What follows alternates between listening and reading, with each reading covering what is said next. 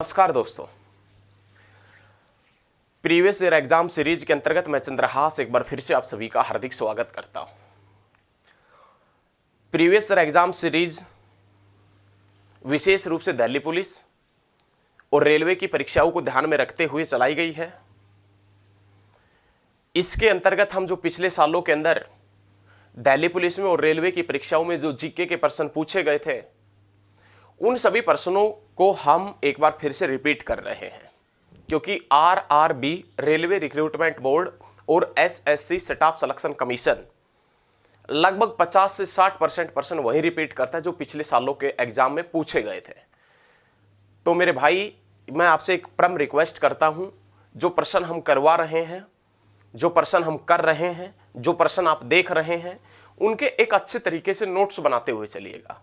ये नोट्स बनाने की सलाह मैं आपसे इसलिए दे रहा हूं, यदि एग्जाम हो, जैसे मान लीजिए दिल्ली पुलिस का नवंबर में बता रहे हैं और रेलवे का दिसंबर से एग्जाम शुरू बता रहे हैं, तो यदि एग्जाम होता है नवंबर दिसंबर के अंतर्गत, तो आप उस जो आपने नोट्स बनाए हैं उन नोट्सों को एक बार उठाकर आप देख लेंगे एग्जाम से 2-3 दिन पहले, तो ये आपके लिए काफ़ी महत्वपूर्ण साबित होगा। इसलिए मैं नोट्स बनाने के लिए बोल रहा हूँ। हम नोट्स बनाने के लिए इसलिए बोल रहे हैं ताकि एग्जाम हो तो उससे 2-3 दिन पहले उन नोट्सों को आप एक बार पढ़ लें, तो आपके माइंड में रिवाइज हो जाए वो चीज़ें।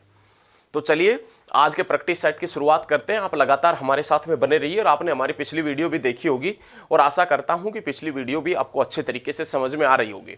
यदि वीडियो आपको हमारी पसंद आती है तो साथ के साथ में शेयर जरूर करते रहिएगा। चलिए, आज का पहला जो क्वेश्चन है वो है झूलन गोस्वामी किससे संबंधित है। तो याद रखिएगा, झूलन गोस्वामी है कौन सा, ये खिलाड़ी है झूलन गोस्वामी, और क्वेश्चन पूछा जाता है झूलन गोस्वामी। झूलन गोस्वामी का संबंध किससे है, तो आप बताएंगे क्रिकेट से। झूलन गोस्वामी का जो संबंध है वो किससे है, क्रिकेट से। और झूलन गोस्वामी का जन्म कब हुआ था, तो आपने याद रखना 1882 में। कौन से डिस्ट्रिक्ट में हुआ था, नदिया डिस्ट्रिक्ट के अंदर हुआ था। और नदिया कहां पर पड़ता है, वेस्ट बंगाल के अंदर पड़ता है। तो ये क्वेश्चन आपने बहुत अच्छे तरीके से, सटीक तरीके से आपने याद रखना है। जो झूलन गोस्वामी है, इस झूलन गोस्वामी का संबंध कौन से खेल से है, तो क्रिकेट से।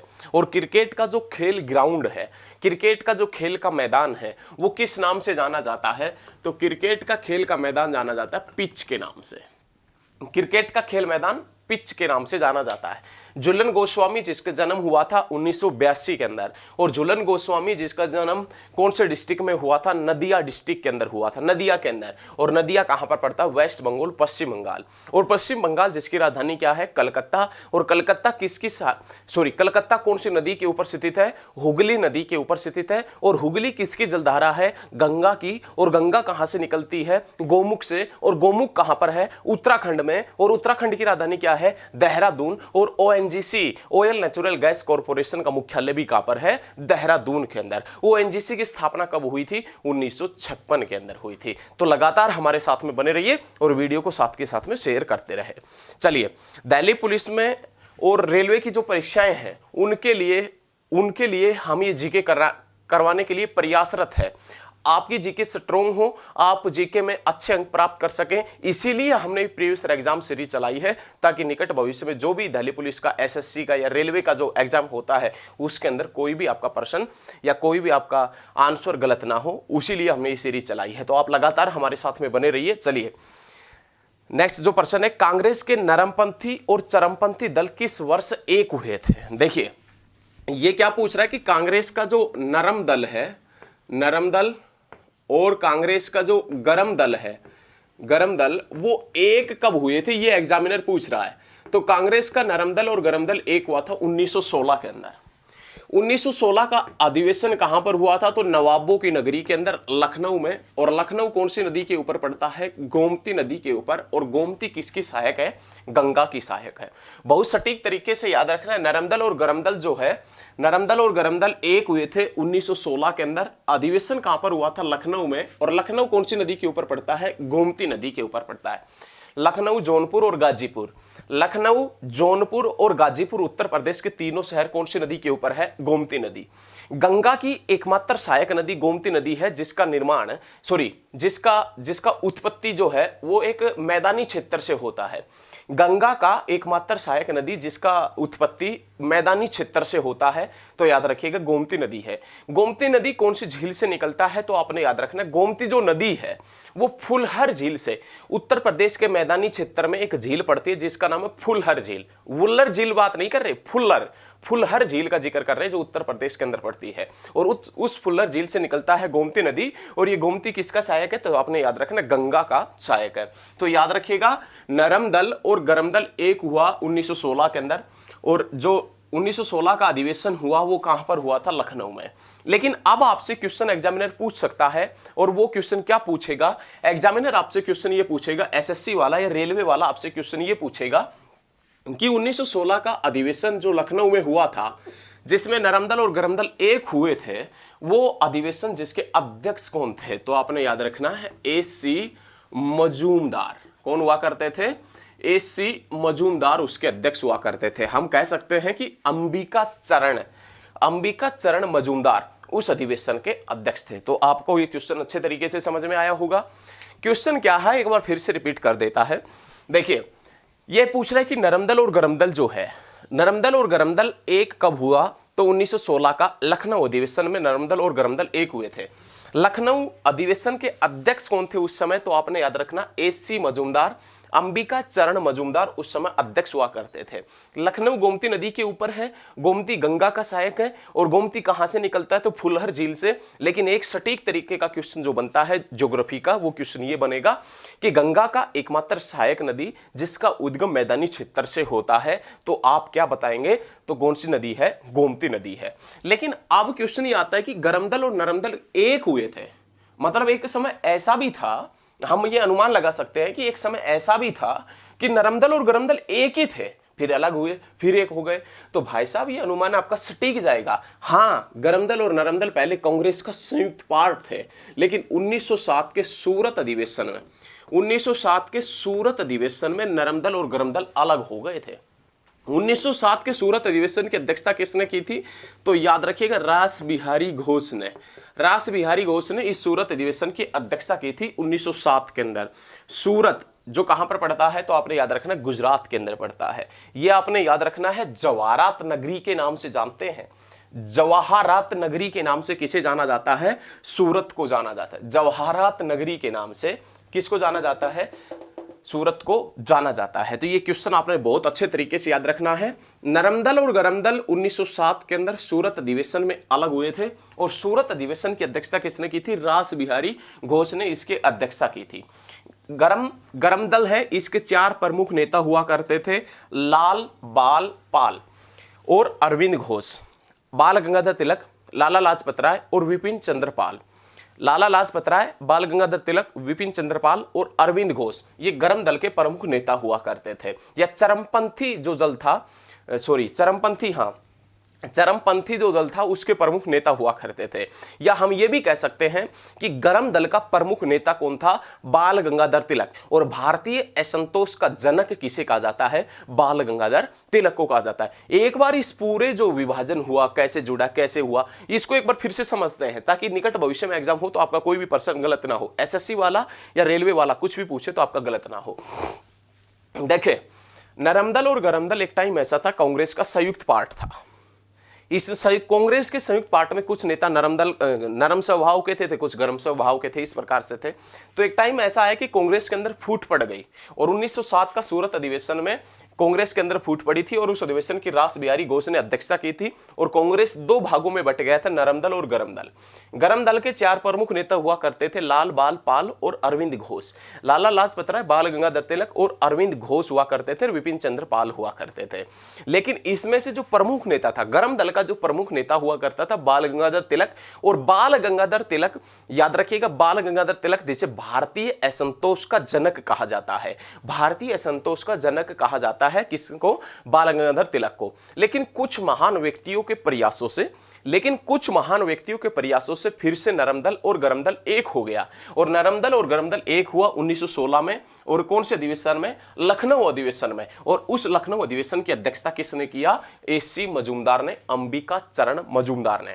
ये 1916 वही साल है जब बाल गंगाधर तिलक और एनी बेसेंट ने मिलकर होम रूल लीग की स्थापना की थी। 1916 के अंदर कांग्रेस का अधिवेशन हुआ लखनऊ में, नरम दल और गरम दल एक हुए। 1916 में ही एनी बेसेंट ने और बाल गंगाधर तिलक ने मिलकर होम रूल लीग की स्थापना की थी। कॉमनवेल्थ और न्यू इंडिया, कॉमनवेल्थ और न्यू इंडिया किसकी पुस्तक का नाम है? तो आप बताएंगे एनी बेसेंट। एनी बेसेंट की पुस्तक का नाम है कॉमनवेल्थ और क्या? New India. तो ये आपने याद रखना है। होम रूल लीग की स्थापना 1916 में बाल गंगाधर तिलक और एनी बेसेंट ने मिलकर की थी। ये आप सटीक तरीके से, आप लाजवाब तरीके से ये चीजें याद रखिएगा। चलिए नेक्स्ट पर्सन की तरफ बढ़ते हैं। उसके बाद में ये देखें, नेक्स्ट जो पर्सन है वो क्या है? UTI बैंक का नाम, नया नाम क्या बदलकर क्या रख दिया गया? UTI बैंक का नाम बदलकर क्या रख दिया गया? तो आप याद रखिएगा एक्सिस बैंक। कौन सा बैंक हो गया? एक्सिस बैंक हो गया। ये आपने याद रखना है। क्वेश्चन आपसे ये पूछ सकता है कि जो निजी क्षेत्र का सबसे बड़ा जो तीसरा बैंक है, मतलब प्राइवेट जो सबसे ज्यादा, निजी क्षेत्र का जो सबसे बड़ा तीसरा बैंक है वो कौन सा? एक्सिस बैंक है। लेकिन आपसे ये पूछे एक्सिस बैंक के बारे में कि जो एक्सिस बैंक है, इस एक्सिस बैंक का पुराना क्या नाम है? एक्सिस बैंक का पुराना क्या नाम है? तो आप बताएंगे UTI बैंक। याद रखिएगा UTI बैंक का नाम, नया नाम क्या है? एक्सिस बैंक है। बहुत अच्छे। चलिए नेक्स्ट क्वेश्चन की तरफ बढ़ते हैं। नेक्स्ट पर्सन है, गदर पार्टी का संगठन किसने बनाया था? ये सीधा पूछ रहा है कि जो गदर पार्टी थी वो किसने बनाई थी। देखिए ये पूछ रहा है कि आपसे गदर पार्टी किसने बनाई थी, तो आप याद रखिएगा गदर पार्टी किसने बनाई थी, कब बनाई थी, मुख्यालय कहां पर था। ये सारे क्वेश्चन आपको याद होने चाहिए क्योंकि ये क्वेश्चन है, ये SSC की दृष्टि से बहुत ज्यादा इंपॉर्टेंट है। और दिल्ली पुलिस का पेपर भी कौन लेगा? SSC लेगा। देखिए गदर पार्टी का मुख्यालय पड़ता है, तो ये याद रखिएगा सैन फ्रांसिस्को। सैन फ्रांसिस्को के अंदर ये इसका मुख्यालय पड़ता है, सैन फ्रांसिस्को। और सैन फ्रांसिस्को कहां पर पड़ता है? तो आपने याद रखिएगा अमेरिका के अंदर पड़ता है। लेकिन गदर पार्टी किसने बनाई थी, ये क्वेश्चन SSC वाला आपसे पूछ रहा है। गदर पार्टी बनाई थी किसने? लाला हरदयाल ने। लाला हरदयाल ने गदर पार्टी बनाई थी। और लाला हरदयाल ने गदर पार्टी की नींव कब रखी थी? 1913 के अंदर रखी थी। तो ये चीजें आप याद रखिएगा। 1913 है। गदर पार्टी का संस्थापक कौन था? आपसे पूछ सकता है। गदर पार्टी का संस्थापक लाला हरदयाल था। और गदर पार्टी का मुख्यालय कहां पर था? सैन फ्रांसिस्को, अमेरिका के अंदर। और गदर पार्टी कब बना था? तो आपने याद रखना 1913 में। लेकिन इसी 1913 के अंदर हम 10 साल जोड़ देता है तो 1923 बनता है। 1923 के अंदर यदि आपसे पूछे कि स्वराज्य पार्टी की नींव किसने रखी थी, तो मोतीलाल नेहरू और चित्तरंजन दास ने। स्वराज्य पार्टी 1923 और 10 घटा दे 1913, तो गदर पार्टी की नींव रखी गई थी। ये वही 1913 है जब रविंद्रनाथ टैगोर को साहित्य के क्षेत्र में नोबेल पुरस्कार मिला था। रविंद्रनाथ टैगोर को साहित्य के क्षेत्र में नोबेल पुरस्कार कब दिया गया था? 1913 में। गदर पार्टी कब बनी थी? 1913 के अंदर। बहुत अच्छे तरीके से, शांत तरीके से, लाजवाब तरीके से याद रखिएगा। चलिए आगे बढ़ते हैं। नेक्स्ट जो पर्सन है वो पर्सन है, बंगाल में स्थायी बंदोबस्त की शुरुआत किसने की थी? ये क्वेश्चन भी SSC की दृष्टि से बहुत ज्यादा इंपॉर्टेंट है, लेकिन एक बार बोर्ड को साफ कर लेते हैं उसके बाद देखते हैं। ये पूछ रहा है कि बंगाल के अंदर जो स्थायी बंदोबस्त है उसकी स्थापना किसने की थी? बंगाल में स्थायी बंदोबस्त को लागू किसने किया था? हालांकि ये क्वेश्चन आपको पता होगा, लेकिन फिर भी आपके माइंड में रिवाइज करवाने के लिए सभी प्रश्न करवा रहे हैं। एग्जाम के टाइम में होता क्या है कि कभी कभी मिस्टेक हो जाती है, जिसके कारण कुछ प्रश्न आपके गलत हो जाते हैं और उन्हीं कुछ प्रश्नों के कारण जो पढ़ने वाले स्टूडेंट हैं ना, उनका सिलेक्शन नहीं हो पाता है। तो हम ऐसी कोई भी गलती नहीं दोहराएंगे जिससे आपका सिलेक्शन थोड़ा बहुत रुके या उसमें दिक्कत हो। हम ये काम करेंगे कि आपका जो सिलेक्शन 1-2 नंबर से रहता है वो सिलेक्शन अब की बार पक्का हो और दिल्ली पुलिस और रेलवे में आप लगे। देखें, बंगाल में स्थायी बंदोबस्त की शुरुआत किसने की थी? तो आपने याद रखना लॉर्ड कॉर्नवालिस ने। लॉर्ड कॉर्नवालिस ने बंगाल में स्थायी बंदोबस्त की व्यवस्था की थी या स्थायी बंदोबस्त शुरू किया था। किसने? लॉर्ड कॉर्नवालिस ने। ये क्वेश्चन आप अपने माइंड के अंदर लिख लीजिए। माइंड में नहीं लिखते तो अपने दिल में लिख लीजिए, और दिल में नहीं लिखते हैं तो आप अपनी नोटबुक के अंदर लिख लीजिए। तो आप ये याद रखिएगा। चलिए नेक्स्ट क्वेश्चन, भारतीय राष्ट्रपति के विरुद्ध महाभियोग की कार्यवाही की शुरुआत की जा सकती है। ऑप्शन देखने पड़ेंगे इस क्वेश्चन में। ये क्वेश्चन क्या कह रहा है कि भारतीय राष्ट्रपति के विरुद्ध महाभियोग की कार्यवाही की जा सकती है। केवल राज्यसभा में, केवल लोकसभा में, दोनों में से किसी भी सदन में, दोनों में से किसी भी सदन में नहीं। तो आपने याद रखना, दोनों में से किसी भी सदन में, राज्यसभा में भी और लोकसभा में भी महाभियोग की प्रक्रिया जारी की जा सकती है। ये नहीं है कि राष्ट्रपति है तो उसके ऊपर महाभियोग की प्रक्रिया लोकसभा में लगेगी या राज्यसभा में लगेगी, ये पुख्ता नहीं है। राज्यसभा और लोकसभा दोनों के अंदर ये महाभियोग की प्रक्रिया या महाभियोग की कार्यवाही शुरू की जा सकती है, आपने याद रखना है। नेक्स्ट प्रश्न, जोरजिला दर्रा कहां पर स्थित है? तो क्या पूछ रहा है आपसे, देखें एक बार, बहुत अच्छा क्वेश्चन है। ये क्वेश्चन पूछ रहा है जोरजिला दर्रा है वो कहां पर स्थित है? तो आपने याद रखना, जोरजिला पड़ता है जम्मू कश्मीर के अंदर, नेशनल हाईवे 1D के ऊपर। और किस किस को जोड़ता है? तो आपने याद रखना है लेह टू श्रीनगर। लेह को किससे जोड़ता है? श्रीनगर से जोड़ता है। भाई एक क्वेश्चन आपने याद रखना है, श्रीनगर जो है वो झेलम नदी के ऊपर स्थित है और किसके द्वारा बसाया गया शहर है? अशोक के द्वारा बसाया गया शहर है। देखिए एक बार क्वेश्चन आप याद रखिएगा, जम्मू कश्मीर जिसकी राजधानी कौन सी है? श्रीनगर है। ये क्वेश्चन भी आपने बहुत अच्छे तरीके से, लाजवाब तरीके से याद रखना है। लेकिन इसी के साथ में मेरे प्यारे भैया हम आपको बता देता है कि जो जोरजिला दर्रा है जो जम्मू कश्मीर के अंदर स्थित है, जो नेशनल हाईवे 1D के ऊपर स्थित है, और ये दर्रा लेह और श्रीनगर को जोड़ता है आपस में। लेकिन अब यहां से क्वेश्चन ये उठना चाहिए आपके माइंड में, जो दर्रा है, दर्रा किसे कहते हैं? जोरजिला दर्रा है ये तो आपने देख लिया, जम्मू कश्मीर के अंदर पड़ता है। लेकिन अब आपके माइंड में क्वेश्चन आना चाहिए, दर्रा किसे कहते हैं? दो या दो से अधिक पहाड़ों के बीच का, जो पहाड़ की ऊंचाई वाले पहाड़ हैं उनके बीच का जो क्षेत्र होता है, आवागमन का प्राकृतिक रास्ता, पहाड़ों के बीच जो आवागमन का प्राकृतिक रास्ता होता है उसे किस नाम से जानता है? दर्रा के नाम से जाना जाता है। उस प्राकृतिक रास्ते से सड़क भी हो सकता है, कोई नदी भी बह सकती है उस प्राकृतिक रास्ते से। जैसे मान लीजिए ऊंचे ऊंचे पहाड़ हैं, उनके बीच में प्राकृतिक रास्ता है, तो एक तरीके से दर्रे का काम कर रहा है। एक ऊंचा पहाड़ है, उसको काट काट कर एक रास्ता बना दिया गया बीच में, तो वो भी एक छोटे दर्रे का कार्य कर रहा है। जैसे हम मान ले कि एक दर्रा पड़ता है अरुणाचल प्रदेश में जिसका नाम है यांगयाप दर्रा, जिससे ब्रह्मपुत्र नदी भारत में प्रवेश करती है। तो इसी प्रकार से यदि कोई भी पहाड़ कटा हुआ है, बीच में से रास्ता है, कोई भी नदी प्रवेश कर सकती है, उसमें से सड़क भी हो सकता है, तो एक तरीके से दर्रा होता है। तो आप याद रखिएगा, ऊंचे जो पहाड़ हैं उनके बीच में जो प्राकृतिक तरीके से रास्ता बना हुआ है उसे किस नाम से जानते हैं? दर्रे के नाम से। और जोरजिला दर्रा है वो कहां पर पड़ता है? जम्मू कश्मीर। और नेशनल हाईवे 1D कौन से दर्रे से गुजरता है? जोरजिला दर्रा से। और जोरजिला दर्रा किस किस को, कौन कौन से शहरों को जोड़ता है? लेह और श्रीनगर को जोड़ता है। लेह और श्रीनगर को कौन सा दर्रा जोड़ता है? तो आपने याद रखना है जोरजिला दर्रा। देखे नेक्स्ट पॉइंट, निम्न में से किस आपातकालीन स्थिति की घोषणा आज तक भारत में नहीं हुई है? यह पूछ रहा है कि निम्न में से कौन सी आपातकालीन स्थिति है जिसकी घोषणा भारत में आज तक नहीं हुई है। ऑप्शन ए, आंतरिक अशांति के कारण उत्पन्न आपातकालीन स्थिति। ऑप्शन दो, बाहरी आक्रमण के कारण उत्पन्न आपातकालीन स्थिति। ऑप्शन सी, वित्तीय संकट के कारण उत्पन्न आपातकालीन स्थिति। ऑप्शन डी, राष्ट्रपति शासन के कारण उत्पन्न आपातकालीन स्थिति। तो इसका आंसर सी हो जाएगा, वित्तीय संकट के कारण उत्पन्न आपातकालीन स्थिति। आज तक भारत में वित्तीय संकट का कोई प्रावधान नहीं लगा है। और वित्तीय जो आपात है, वित्तीय आपात आर्टिकल 360 के तहत लगाया जाता है, आर्टिकल 360 के तहत लगता है, आपने याद रखना है। नेक्स्ट प्रश्न जो पूछ रहा है वो, अगला प्रश्न जो है वो पूछ रहा है कि वर्ष 2012 के ओलंपिक कहां पर हुए थे? वर्ष 2012 के जो ओलंपिक है वो कहां पर हुए थे? लंदन के अंदर हुए थे, ये आपने याद रखना है। वर्ष 2012 के जो ओलंपिक है वो कहां पर हुए थे? लंदन में हुए थे, याद रखना बहुत अच्छे तरीके से। 2016 के ओलंपिक कहां पर हुए थे? तो आपने याद रखना है रियो डी जनेरियो ब्राजील के अंदर। और 2020 के ओलंपिक होने थे जापान में, लेकिन कोरोना महामारी के कारण ओलंपिक को टाल दिया गया था, ये आपने याद रखना। जापान का सबसे बड़ा शहर या एशिया महाद्वीप का सबसे बड़ा जो महानगर है वो टोक्यो है। और उस टोक्यो के अंदर ही 2020 के ओलंपिक होने थे, लेकिन कोरोना महामारी के कारण उनको टाल दिया गया था। तो ये चीजें आपने याद रखनी है।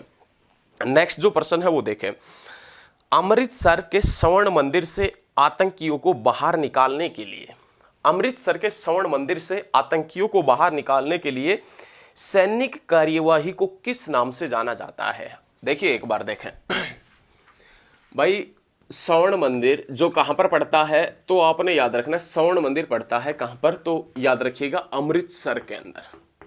अमृतसर के अंदर जो स्वर्ण मंदिर पड़ता है, अमृतसर को किसने बसाया था, तो आपने याद रखना है गुरु रामदास ने बसाया था। याद रखिएगा गुरु रामदास ने। अमृतसर शहर बसाने के लिए किसने जमीन दान दी थी, तो आपने याद रखना है अकबर ने। और अकबर ने कितने बिग्गा जमीन दान दी थी? 500 बिग्गा जमीन दान दी थी। ये क्वेश्चन भी आपने सटीक तरीके से याद रखना है। मुस्लिम शासक हुआ करता था अकबर, उस अकबर ने ही अमृतसर शहर बसाने के लिए जमीन दान दी थी। और कितने बिग्गा जमीन दान दी थी? 500 बिग्गा। अमृतसर शहर को किसने बसाया था? गुरु रामदास ने। और उसी अमृतसर के अंदर सिखों का प्रसिद्ध मंदिर पड़ता है एक, जिसका नाम है स्वर्ण मंदिर। स्वर्ण मंदिर की गुंबद को, स्वर्ण मंदिर की गुंबद को सोने से सुशोभित किसने करवाया था, तो आपने याद रखना है महाराजा रणजीत सिंह। महाराजा रणजीत सिंह ने स्वर्ण मंदिर की गुंबद को किससे सुशोभित करवाया था? सोने से सुशोभित करवाया था। और भारत में सर्वाधिक मात्रा में जो सोना होता है वो कहां पर होता है? कर्नाटक के अंदर होता है। कर्नाटक के कौन से डिस्ट्रिक्ट के अंदर होता है? तो कुर्ग डिस्ट्रिक्ट वगैरह है, वहां पर सर्वाधिक मात्रा में सोने का उत्पादन किया जाता है। सटीक तरीके से आपने आंसर याद रखना है स्वर्ण मंदिर। लेकिन इस स्वर्ण मंदिर के ऊपर एक बार आतंकियों ने हमला किया था, और स्वर्ण मंदिर से के अंदर जो आतंकी छिपे थे उनको बाहर निकालने के लिए जो ऑपरेशन चलाया गया था, उस ऑपरेशन को क्या नाम दिया था? तो पहले ये बता देते हैं कि वो ऑपरेशन कब से कब चला था। ऑपरेशन चला था 3 से 8 जून 1984 के अंदर। ऑपरेशन किसके कहने पर चला था, तो आपने याद रखना है ऑपरेशन चला था इंदिरा गांधी के कहने पर। किसके कहने पर चला था? इंदिरा गांधी। और उस ऑपरेशन को नाम क्या दिया गया था, तो आपने याद रखना है ब्लू स्टार। ऑपरेशन को क्या नाम दिया गया था? Blue star. और ब्लू स्टार ऑपरेशन भी कई बार पूछ लेता है कि कब चला? 1984 में। कलकत्ता में मेट्रो कब चला? 1984 में। राकेश शर्मा अंतरिक्ष में कब गया? 1984 के अंदर गया था। याद रखिएगा भारत का प्रथम मेट्रो सिटी है कौन सा? कलकत्ता। इंदिरा गांधी की हत्या भी कब हुई थी, तो आपने याद रखना 1984 के अंदर ही इंदिरा गांधी की हत्या हुई थी। तो ये सभी सटीक तरीके से आप आंसर याद रखिएगा। स्वर्ण मंदिर में से आतंकियों को बाहर निकालने के लिए 3 से 8 जून एक ऑपरेशन चला 1984 के अंदर, जो इंदिरा गांधी के कहने पर चला था। और उस ऑपरेशन का नाम क्या रखा गया था? Operation blue star. चलिए नेक्स्ट प्रश्न की तरफ बढ़ते हैं। भारत का प्रथम नाभिकीय परीक्षण कहां पर किया गया था? भारत का प्रथम नाभिकीय परीक्षण कहां पर किया गया था? तो ये आपसे पूछ रहा है कि भारत का जो पहली बार परमाणु परीक्षण किया गया था, वहीं आपसे पूछ रहा है भारत का पहली बार नाभिकीय परीक्षण या भारत का पहली बार परमाणु परीक्षण कहां पर किया गया था? तो आप सभी को मालूम है पोखरण के अंदर। पोखरण। और पोखरण कहां पर पड़ता है? तो आपने याद रखना है राजस्थान। और राजस्थान की राजधानी कौन सी है? जयपुर। और भारत का, देखिए भारत की जो पिंक सिटी है उसे, भारत की पिंक सिटी के नाम से किसे जानता है? जयपुर को जानता है। तो ये आपने याद रखना है। ये पूछ रहा है कि भारत के अंदर जो पहली बार परमाणु परीक्षण किया गया था, नाभिकीय जो परीक्षण किया गया था, वो कहां पर किया गया था? पोखरण में। कब किया? पोखरण कहां पर? राजस्थान में। अब क्वेश्चन ये बनता है कि कब किया गया था? पोखरण के अंदर कब किया गया था? तो 18 मई 1974 के अंदर। 18 मई 1974 के अंदर भारत में पहली बार परमाणु परीक्षण हुआ था। और इसका कोड क्या था? ये जो परमाणु परीक्षण हुआ था पोखरण के अंदर, इसका कोड हुआ करता था बुद्धा समाइल। बुद्धा समाइल। इस परमाणु परीक्षण का कोड क्या था? बुद्धा समाइल इस परमाणु परीक्षण का कोड हुआ करता था। प्यारे भैया आप ये समझने की कोशिश कीजिए, पहली बार परमाणु परीक्षण हुआ 18 मई 1974 के अंदर, लेकिन दूसरी बार परमाणु परीक्षण, यदि आपसे पूछ ले कि पहली बार जो परमाणु परीक्षण हुआ था वो किसके शासनकाल के दौरान हुआ था, तो आपने याद रखना है इंदिरा गांधी के शासनकाल के दौरान हुआ था। लेकिन आपसे ये पूछ ले कि भारत में दूसरी बार परमाणु परीक्षण कब हुआ था, तो इसके मात्र 24 साल के बाद में दूसरी बार परमाणु परीक्षण हुआ था 1998 के अंदर। और ये 1998 में किसके? अटल बिहारी वाजपेयी के शासनकाल के दौरान हुआ था। याद रखना है भारत में पहली बार जो परमाणु परीक्षण है वो कब हुआ था, तो आप याद रखिएगा 1974 में। और दूसरी बार जो परमाणु परीक्षण है ये कब हुआ था? 1998 के अंदर। ये वही 1998 है जब अर्थशास्त्र के क्षेत्र में प्रोफेसर अमर्त्य सेन को नोबेल अवार्ड मिला था। अर्थशास्त्र के क्षेत्र में प्रोफेसर अमर्त्य सेन को नोबेल अवार्ड मिला था 1998 में। दूसरी बार परमाणु परीक्षण कब हुआ था? 1998 के अंदर हुआ था। अर्थशास्त्र में नोबेल पुरस्कार देने की घोषणा होती है 1968 में, और पहली बार अर्थशास्त्र के अंदर नोबेल पुरस्कार दिया जाता है 1969 में। दादा साहब फाल्के पुरस्कार की शुरुआत होती है 1969 में, और नील आर्मस्ट्रांग चंद्रमा पर कदम रखता है 1969 में, और central soil research institute Karnal के अंदर बनता है 1969 के अंदर। तो बहुत अच्छे तरीके से जहर तरीके से हम पढ़ाएंगे, किसी प्रकार का कोई दिक्कत नहीं आएगा। आप साथ के साथ में नोट्स बनाते हुए चलिएगा। चलिए चलिए चलिए आगे बढ़ते हैं। हिंदुस्तान एरोनॉटिक्स लिमिटेड नाम सुना होगा आपने, बहुत अच्छे तरीके से जानते भी होंगे। हिंदुस्तान एरोनॉटिक्स लिमिटेड किसके लिए विख्यात है? किसके लिए विख्यात है? हिंदुस्तान एरोनॉटिक्स जो लिमिटेड है वो किसके लिए विख्यात है? तो आप बताएंगे वायुयान उद्योग के लिए। हिंदुस्तान जो एरोनॉटिक्स है वो आज के बाद में कभी भी आपके माइंड में आए तो आपने तुरंत याद रखना है, वायुयान उद्योगों के लिए हिंदुस्तान एरोनॉटिक्स प्रसिद्ध है। बहुत अच्छे। नेक्स्ट क्वेश्चन, नेक्स्ट पर्सन है वो भी एकदम जहर होने वाला है, जहर पर्सन आएगा, जहर। देखें, सन 1908 में बाल गंगाधर तिलक को 6 वर्ष का कारावास दिया गया था। सन 1908 में बाल गंगाधर तिलक को 6 वर्ष के लिए जेल भेजा गया था। लेकिन वो जेल कहां पर थी? लेकिन उस जेल में कहां पर भेजा गया था? सन 1908 में बाल गंगाधर तिलक को 6 वर्ष का कारावास दिया गया था, और कारावास देने के बाद में किस जेल के अंदर भेजा गया था? तो आपने याद रखना है मांडले जेल के अंदर। मांडले जेल जो कहां पर है? बर्मा के अंदर। मांडले जेल बर्मा के अंदर इनको भेजा गया था 1908 के अंदर, गिरफ्तार करके 6 वर्ष के कारावास के ऊपर इनको भेजा गया था। तो आपने ये याद रखना है, ये सभी चीजें याद रखिएगा। एक बार बोर्ड को थोड़ा सा साफ कर देते हैं, उसके बाद में हम आगे बढ़ते हैं। कंटिन्यू प्रयास करेंगे, कंटिन्यू बहुत अच्छे तरीके से पढ़ेंगे, किसी प्रकार का कोई दिक्कत आपको होगा नहीं। एसएससी वाला और रेलवे वाला यदि कुछ भी आपसे पूछेगा, एसएससी वाला और रेलवे वाला यदि आपसे कुछ भी पूछेगा तो आपका कुछ गलत नहीं होगा, ये हम पूरा आश्वासन देते हैं। लेकिन ये मांडले जेल में भेजा गया था 1908 में बाल गंगाधर तिलक को 6 वर्ष के कारावास के ऊपर। तो मांडले जेल जो है वो बर्मा, और बर्मा को वर्तमान में किस नाम से जानता है? म्यांमार के नाम से जानता है एग्जामिनर, और आप भी जानेंगे म्यांमार के नाम से। चलिए नेक्स्ट पर्सन, राजस्थान स्थित खारे जल की झील का नाम बताइए। ये क्वेश्चन आपको आता होगा, बहुत आसान है, लेकिन इस पर्सन से और पर्सन कैसे निकलते हैं वो देखें। ये पूछ रहा है कि राजस्थान के अंदर जो झील है खारे जल की, उस झील का नाम बताइए। तो आपने याद रखना है सांबर झील। सांबर झील जो कहां पर पड़ता है? राजस्थान के अंदर पड़ता है, याद रखिएगा, सांबर झील राजस्थान में। सबसे पहला क्वेश्चन ये निकलता है, भारत की सबसे बड़ी झील का नाम बताएं। भारत की सबसे बड़ी झील का नाम बताएं, तो उसमें नाम आता है सांबर झील का। देखिए 3 पर्सन बहुत आपको थोड़ा सा उलझा देते हैं। 3 पर्सन है जिसमें नाम आता है, एक तो सबसे पहले भारत की जो सबसे बड़ी झील है उसका नाम क्या है? सांबर झील। भारत की सबसे बड़ी मीठे पानी की झील कौन सी है? तो याद रखिएगा वुलर झील। लेकिन भारत की सबसे बड़ी झील कौन सी है? सांबर झील। और वो कैसे पानी की है? तो खारे पानी की। तो भारत की सबसे बड़ी खारे पानी की भी झील कौन सी हुई? सांबर झील। भारत की सबसे बड़ी खारे पानी की झील सांबर झील। भारत की सबसे बड़ी झील सांबर झील जो राजस्थान के अंदर पड़ती है। और भारत की सबसे बड़ी मीठे पानी की झील जो वुलर झील जो जम्मू कश्मीर के अंदर झेलम नदी के ऊपर स्थित है। लेकिन हम आपसे बता दें कि भारत में सबसे ज्यादा जो नमक का उत्पादन होता है वो कौन सी झील से होता है? सांबर झील राजस्थान से। और देश के 11% नमक का उत्पादन, देश के 11% नमक का उत्पादन अकेला राजस्थान करता है। और राजस्थान में जो नमक का उत्पादन होता है उसमें सबसे बड़ी जो भूमिका निभाता है वो सांबर झील है। राजस्थान के अंदर जितने भी नमक का उत्पादन होता है उसमें जो सबसे महत्वपूर्ण भूमिका निभाती है वो कौन सी झील है? सांबर झील, जो भारत की सबसे बड़ी झीलों में से एक है। बड़ी झीलों में से नहीं, बड़ी झील ही है। भारत की सबसे बड़ी झील है सांबर झील, झीलों में से एक नहीं बट सबसे बड़ी झील है। तो ये याद रखिएगा, भारत की सबसे बड़ी झील जिसका नाम क्या है? सांबर झील। नेक्स्ट क्वेश्चन है, पोंगल त्योहार किस राज्य में मनाया जाता है? देखें ये आपसे क्या पूछ रहा है कि जो पोंगल है, पोंगल त्योहार है वो कौन से राज्य के अंदर मनाया जाता है? तो ये क्वेश्चन भी पूछता है दिल्ली पुलिस के अंदर। पोंगल त्योहार मनाया जाता है तमिलनाडु के अंदर। कहां पर मनाया जाता है? तमिलनाडु के अंदर। और ये पोंगल जो त्योहार है ये 4 दिन के लिए मनाया जाता है। और कौन से महीने में मनाया जाता है? तो आपने याद रखना है जनवरी में।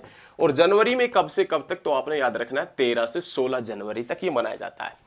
आपसे पूछेगा एग्जामिनर सीधा कि पोंगल इनमें से कौन से राज्य का है, या ये क्वेश्चन पूछ सकता है कि जो एक तरफ राज्य देगा एक तरफ त्योहार देगा, इनका मिलान कीजिए। तो आज के बाद यदि मिलान करना आपसे पूछेगा तो आप बताएंगे पोंगल जो त्योहार है वो तमिलनाडु के अंदर मनाया जाता है। पोंगल त्योहार कौन से मंथ में मनाया जाता है? जनवरी में। कितने दिन मनाया जाता है? 4 दिन मनाया जाता है। और पोंगल त्योहार कब से कब मनाया जाता है? 13 से 16 जनवरी के बीच पोंगल का त्योहार मनाया जाता है। चलिए चलिए आगे बढ़ते हैं। Next person, black shirt. Black shirt bracket में काली कुर्ती, ब्लैक शर्ट या काली कुर्ती आंदोलन जिसे फांसीवाद कहा जाता है, जिसे फांसीवाद कहा जाता है, की शुरुआत इटली में किसके द्वारा की गई थी? तो हम ये कह सकते हैं, यह हम कह सकते हैं कि जो ब्लैक शर्ट या काली कुर्ती जो फांसीवाद का आंदोलन था वो कहां पर चला था? इटली में। लेकिन उसकी शुरुआत किससे मानी जाती है? उसका जनक कौन माना जाता है? तो याद रखिएगा बेनिटो मुसोलिनी। बेनिटो मुसोलिनी उसका जनक मानी जाती है। ये क्वेश्चन आप लिख लीजिए, ये क्वेश्चन आप लिख लीजिए। चलिए नेक्स्ट, आधुनिक समय के ऋषि किसे कहा जाता है? आधुनिक समय का ऋषि, आधुनिक समय का ऋषि किसे कहा जाता है? तो देखें एक बार, आपसे क्वेश्चन क्या कर रहा है एग्जामिनर, तो वो पूछ रहा है आधुनिक जो समय है, आधुनिक समय का ऋषि, आधुनिक समय का ऋषि किसे कहता है? तो आपने याद रखना है स्वामी विवेकानंद को। स्वामी विवेकानंद को आधुनिक समय का ऋषि कहा जाता है। स्वामी विवेकानंद जिसका जन्म कब हुआ था? तो आपने याद रखना 1863 के अंदर। और स्वामी विवेकानंद जिसकी मृत्यु कब हुई थी? 1902 के अंदर। कहां पर हुआ था दोनों काम? तो याद रखिएगा कलकत्ता के अंदर।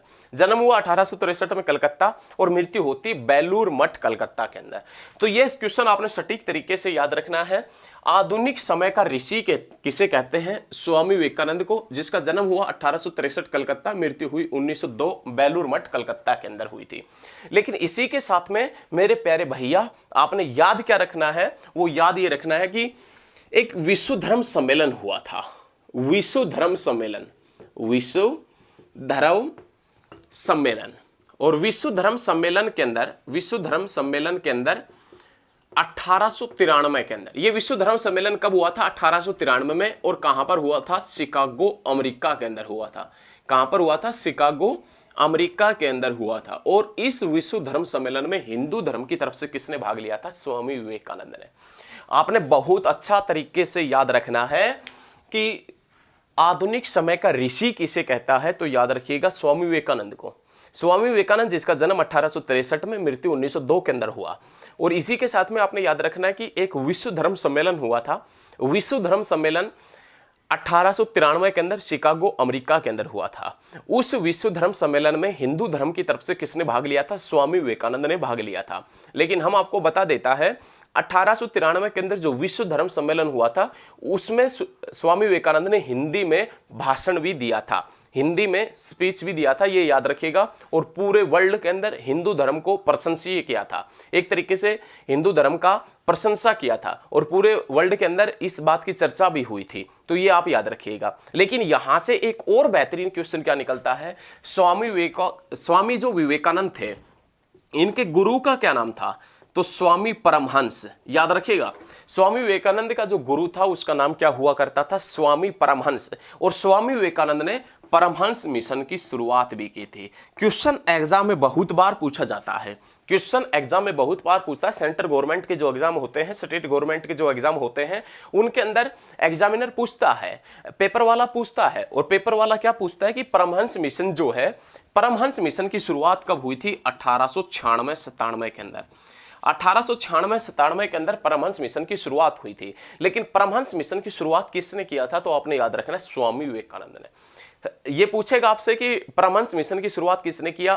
याद रखिएगा स्वामी विवेकानंद ने। और परमहंस मिशन की शुरुआत होता कब है? 1896-97 के अंदर। तो ये सभी प्रश्न आप नोट कर लीजिए, बहुत अच्छे और जाहिर क्वेश्चन हैं। चलिए चलिए चलिए आगे बढ़ते हैं। मुद्रा राक्षस के लेखक कौन है?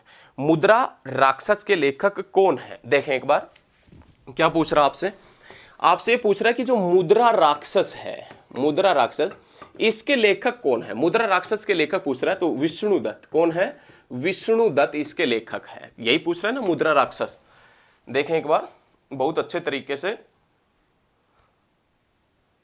मुद्रा राक्षस के लेखक, मुद्रा राक्षस के लेखक कौन है? विष्णुदत्त। नहीं सॉरी भाई, विष्णुदत्त नहीं है, विशाख दत्त है। विशाख, सॉरी, विशाख दत्त। मुद्रा राक्षस के जो लेखक है वो कौन है? विशाख दत्त। और मुद्रा राक्षस है ये एक संस्कृत नाटक है, संस्कृत नाटक है मुद्रा राक्षस, याद रखिएगा। लेकिन इस मुद्रा राक्षस के अंदर किसका वर्णन मिलता है? तो आपने याद रखिएगा चंद्रगुप्त का वर्णन मिलता है, चंद्रगुप्त की चढ़ाई का वर्णन मिलता है। जो जिस समय मुद्रा राक्षस लिखी गई थी, जो विशाख दत्त के द्वारा लिखी गई थी, जो एक संस्कृत नाटक है, इसमें चंद्रगुप्त की चढ़ाई का वर्णन मिलता है, जो उस समय का सर्वशक्तिशाली शासक हुआ करता था। तो ये क्वेश्चन आप एक बार फिर से देखें, मुद्रा राक्षस के लेखक कौन है? विशाख दत्त। विशाख दत्त याद रखिएगा मुद्रा राक्षस के लेखक है। और मुद्रा राक्षस जो कौन से भाषा का नाटक है? संस्कृत भाषा का नाटक है। और मुद्रा राक्षस जिसमें वर्णन मिलता है चंद्रगुप्त की चढ़ाई का, और चंद्रगुप्त उस समय जो एक सर्वशक्तिशाली शासक हुआ करता था, ये आपने याद रखना है। मुद्रा राक्षस के लेखक कौन है? विशाख दत्त। विशाख दत्त बहुत बार पूछा जाता है एग्जाम में। चलिए नेक्स्ट प्रश्न की तरफ बढ़ते हैं। भारतीय मध्याह्न रेखा किस स्थान से होकर गुजरती है? कहने का मतलब ये एग्जामिनर आपसे क्या पूछना चाहता है, ये एसएससी वाला और रेलवे वाला आपसे क्या पूछना चाहता है वो देखें। एक बार बोर्ड को साफ कर देते हैं कि क्या पूछ रहा है एसएससी वाला और रेलवे वाला। बहुत अच्छे तरीके से पढ़ेंगे, आप बस वीडियो को शेयर करते रहिए। एक शेयर तो बनता है आपका एक शेयर किसी ना किसी व्यक्तियों की जिंदगी बना सकता है। नहीं, चलो कोई बात नहीं है, बस आप पढ़ें, लगातार जुड़े रहिए और सभी चीजें देखते रहिए हमारे साथ में। देखें, ये आपसे पूछ रहा है कि जो भारतीय मानक समय रेखा है, भारतीय मध्याह्न रेखा, ये भारतीय मानक समय रेखा, भारतीय मानक समय रेखा है, उसका नाम क्या है? 82.5 डिग्री पूर्वी देशांतर रेखा। 82.5 डिग्री पूर्वी देशांतर रेखा, 82.5 डिग्री पूर्वी देशांतर रेखा, ये भारतीय मानक समय रेखा है। भारतीय मानक समय रेखा आपसे पूछे कि भारत का मानक समय किससे लिया गया है, तो 82.5 डिग्री पूर्वी देशांतर रेखा से लिया गया है। लेकिन एग्जामिनर ने ये तो प्रश्न पूछा ही नहीं है। एग्जामिनर तो आपसे ये पूछ रहा है कि जो भारतीय मध्याह्न रेखा है, भारतीय जो समय रेखा है, वो इनमें से कौन से स्थान के पास से गुजरती है। तो भारतीय मध्याह्न समय रेखा है वो आपने याद रखना इलाहाबाद के पास में एक स्थान पड़ता है मिर्जापुर। और इलाहाबाद और मिर्जापुर दोनों ही कौन सी नदी के ऊपर है? गंगा नदी के ऊपर पड़ते हैं।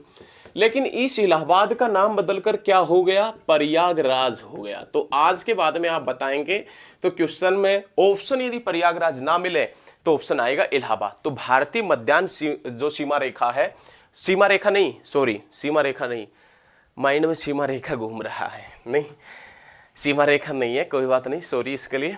भारतीय मध्याह्न जो रेखा है, भारतीय मानक समय रेखा है, ये 82.5 डिग्री पूर्वी देशांतर रेखा है। और ये जो रेखा है इलाहाबाद प्रयागराज के पास से गुजरता है। लेकिन इसी के साथ में आपने याद रखना है 82.5 डिग्री पूर्वी देशांतर रेखा है वो भारत के कितने राज्यों से गुजरती है? तो आपने याद रखना है 5 राज्यों से गुजरती है। कितने राज्यों से गुजरती है? 5 राज्यों से गुजरती। कौन से शहर के पास से? इलाहाबाद मिर्जापुर के पास से गुजरती है। चलिए नेक्स्ट प्रश्न की तरफ बढ़ते हैं। निम्न में से किसे केवलादेव घाना बर्ड सेंचुरी के नाम से जाना जाता है? निम्न में से किसे केवलादेव घाना बर्ड सेंचुरी के नाम से जाना जाता है? केवलादेव घाना पक्षी विहार है, ये किसके लिए प्रसिद्ध है? तो हम आपको बता दें, ये विशेष रूप से साइबेरियन सारस के लिए प्रसिद्ध है। जो शीतकालीन पक्षी है, शीत ऋतु में यहाँ पर आते हैं, और साइबेरियन सारस शीत ऋतु में सबसे ज्यादा भारत में यहीं पर देखे जा सकते हैं। केवलादेव घाना पक्षी विहार जो राजस्थान के अंदर पड़ता है। लेकिन आपसे ये पूछ रहा है कि केवलादेव घाना बर्ड सेंचुरी के नाम से किसे जाना जाता है? तो आप याद रखिएगा भरतपुर राष्ट्रीय उद्यान। केवलादेव जो घना पक्षी विहार है उसे भरतपुर राष्ट्रीय उद्यान के नाम से भी जाना जाता है, जो किसके लिए प्रसिद्ध है, शीतकालीन पक्षियों के लिए प्रसिद्ध है और विशेष रूप से साइबेरियन सारस के लिए प्रसिद्ध है। बहुत अच्छे, बहुत अच्छे। चलिए नेक्स्ट जो प्रश्न है वो प्रश्न है, भारत में आधुनिक सड़क व रेल नेटवर्क का विकास करने के पीछे, भारत में आधुनिक सड़क व रेल नेटवर्क का विकास करने के पीछे ब्रिटिश सरकार का मूल प्रयोजन क्या था। मतलब ब्रिटिश सरकार रेल और जो सड़क है उसका जो विकास करना चाहते थे आधुनिक तरीके से, तो उसका मूल प्रयोजन क्या था ब्रिटिश सरकार का, इसके पीछे उसका उद्देश्य क्या था कि वो नए नए रोड बना रही है, नई नई रेलवे लाइन बिछा रही है, इनके पीछे उनका मूल उद्देश्य क्या हुआ करता था। भारत में ब्रिटिश ईस्ट इंडिया कंपनी के व्यापार तथा वाणिज्य की संभावनाओं को बेहतर बनाना। भारत में ईस्ट इंडिया कंपनी जो है, ईस्ट इंडिया कंपनी के व्यापार तथा वाणिज्य की संभावनाओं को बेहतर बनाना, यही उनका मेन उद्देश्य हुआ करता था, जो आधुनिक तरीके से रेल का कार्य कर रही थी और आधुनिक तरीके से ही सड़क निर्माण का कार्य कर रही थी। तो आपने ये सटीक तरीके से याद रखना है। उसके बाद में जो पहला है, अगला जो प्रश्न है वो है, भारत में प्रथम सूफी संत कौन थे। यही क्वेश्चन है, भारत में प्रथम सूफी संत कौन थे। तो ख्वाजा मोइनुद्दीन चिश्ती, ख्वाजा मोइनुद्दीन चिश्ती। भारत के प्रथम सूफी संत कौन थे। तो ख्वाजा मोइनुद्दीन चिश्ती, जिसे गरीब नवाज के नाम से भी जाना जाता है। यदि आपसे पूछेगा एग्जामिनर, एसएससी वाला या रेलवे वाला, कि भारत के प्रथम सूफी संत कौन थे, तो ख्वाजा मोइनुद्दीन चिश्ती, ख्वाजा मोइनुद्दीन चिश्ती भारत के प्रथम सूफी संत थे, जिसे गरीब नवाज के नाम से भी जाना जाता था, याद रखिएगा।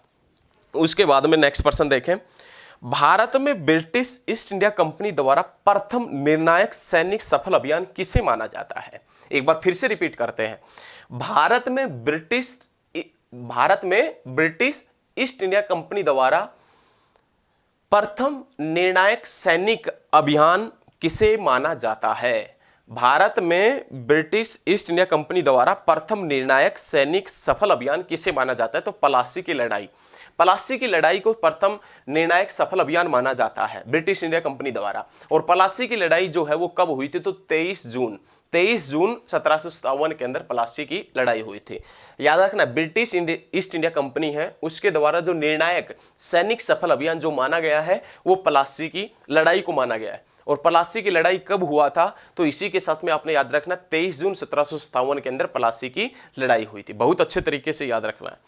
उसके बाद में क्वेश्चन पूछ रहा है, रानीगंज कोयला क्षेत्र कहां पर पड़ता है। देखें, रानीगंज पूछ रहा है, रानीगंज जो कोयला क्षेत्र है वो कहां पर पड़ता है। तो आपने याद रखना है, पश्चिम बंगाल के अंदर रानीगंज कोयला क्षेत्र पड़ता है। रानीगंज जो कोयला क्षेत्र है वो कहां पर पड़ता है, पश्चिम बंगाल के अंदर पड़ता है। याद रखिएगा बहुत अच्छे तरीके से। भारत का कौन सा राज्य है जो तीन ओर से नेपाल, चीन और भूटान से घिरा हुआ है। देखें एक बार,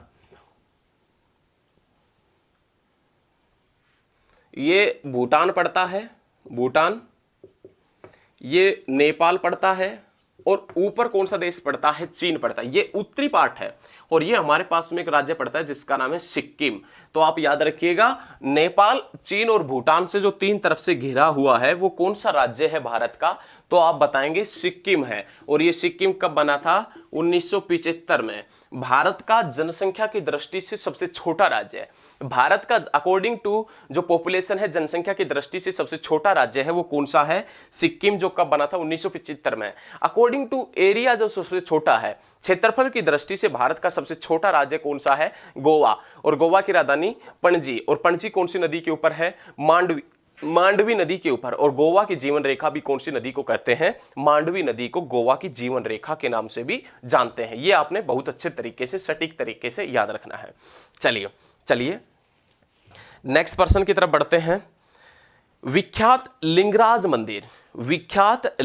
मंदिर कहां पर स्थित है। ये पूछ रहा है कि जो लिंगराज मंदिर है, प्रसिद्ध जो लिंगराज मंदिर है, लिंगराज मंदिर कहां पर स्थित है। तो याद रखिएगा, उड़ीसा की जो राजधानी है वहां पर पड़ता है, जहां पर क्या नाम है, भुवनेश्वर। विख्यात लिंगराज मंदिर कहां पर पड़ता है, भुवनेश्वर में। और यदि आपसे पूछे कि सांची का स्तूप कहां पर है, सांची का स्तूप कहां पर है, तो आप बता देना मध्य प्रदेश के अंदर पड़ता है। सांची का स्तूप पड़ता है मध्य प्रदेश। याद रखिएगा। जिसकी राजधानी क्या है, तो आपने याद रखना भोपाल। भोपाल गैस त्रासदी भी कब हुई थी, 1984 में। इंदिरा गांधी की हत्या भी कब हुई, 1984 में। राकेश शर्मा अंतरिक्ष में कब गया, 1984 में। कलकत्ता में मेट्रो कब चली, 1984 में। ऑपरेशन ब्लू स्टार कब हुआ, 1984 के अंदर। लिंगराज मंदिर भुवनेश्वर उड़ीसा के अंदर और सांची का स्तूप मध्य प्रदेश के अंदर पड़ता है। बहुत अच्छे तरीके से याद रखिएगा। तो ये याद रखिए, मैक्स मुलर एक विख्यात है। मैक्स मुलर एक विख्यात है। अब ऑप्शन सुनिएगा, इटालियन विद्वान, फ्रेंच विद्वान, या रूसी विद्वान, या जर्मनी विद्वान।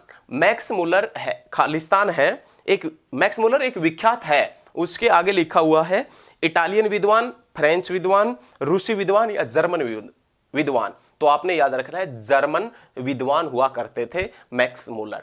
कौन सा, जर्मन विद्वान मैक्स मुलर थे। तो ये आपने याद रखना है, याद रखिएगा। बहुत अच्छे तरीके से आपने ये याद रखना है।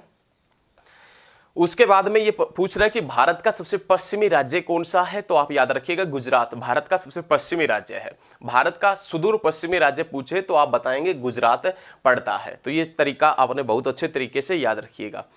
नेक्स्ट क्वेश्चन, भाखड़ा नांगल बांध है ये किस नदी पर बांधा गया है।